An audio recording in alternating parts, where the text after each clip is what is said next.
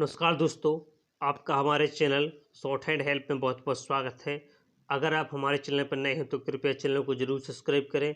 आज की यह डिक्टेशन रामधारी गुप्ता खंड 1 से ली गई है। डिक्टेशन को स्टार्ट करते हैं 5 सेकंड बाद। स्टार्ट।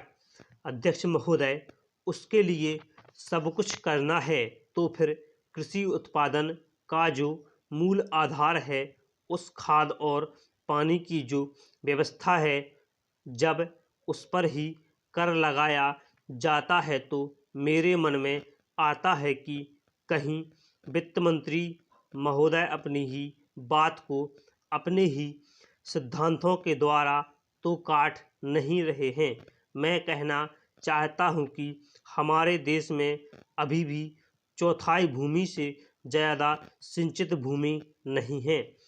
इस देश की जितनी कृषि योग्य भूमि है, उसका चौथाई से भी कम हिस्सा ऐसा है तो सिंचित भूमि के नाम से पुकारा जा सकता है। मेरी राय में अब समय आ गया है जबकि पिछले 2-3 वर्षों की नीति पर फिर विचार किया जाए और एक मात्रा में घाटे के बजट का सहारा लेकर ही सही आर्थिक तथा सामाजिक विकास योजनाओं की गति को बहुत बढ़ा दिया जाए। इस मामले में मैं समझती हूँ कि तुरंत कार्यवाही होनी चाहिए ताकि आज जनसाधारण में जो असंतोष उभर रहा है वह हानिकर दिशाओं में न चलने पाए।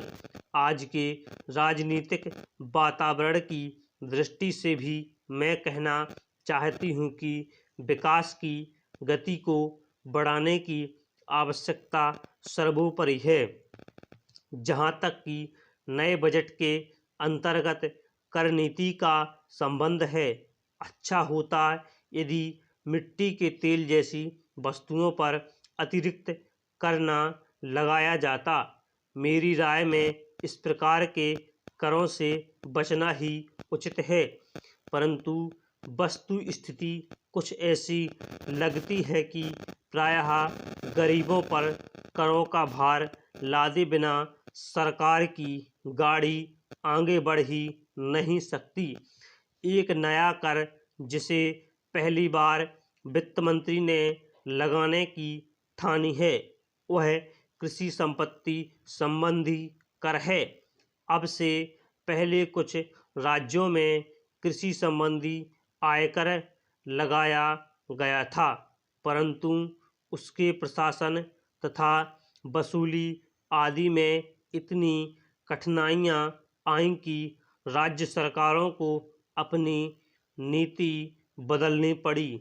बात यह है कि जहां करोड़ों अनपढ़ तथा गांव में बसने वाले किसानों पर हिसाब किताब रखने और रिपोर्ट भेजने की जिम्मेदारी लादी जाती है, वहां ऐसा कोई कर सफल नहीं हो सकता। उल्टे उसके कारण लाखों लोग कई प्रकार से सताए जाते हैं और फिर वे लोग सरकार से नाराज हो जाते हैं। इसलिए पहले देखना यह पड़ेगा कि यह कर कितने कृषकों पर लागू होने वाला है और उससे कितना रुपया कर के रूप में वसूल होगा। अध्यक्ष महोदय, सूचना मंत्रालय एक ऐसा मंत्रालय है जिसके कामों के संबंध में यह कहा जा सकता है कि बहुत कम आलोचना की गुंजाइश है। इसके कामों में सामान्य रूप से यह देखा गया है कि सभी स्थानों पर प्रगति हुई है। जहाँ जहाँ कुछ कमजोरियाँ हैं उनको सुधारा जा सकता है। इसलिए सबसे पहले मैं आकाशवाणी के संबंध में कुछ कहना चाहता हूँ।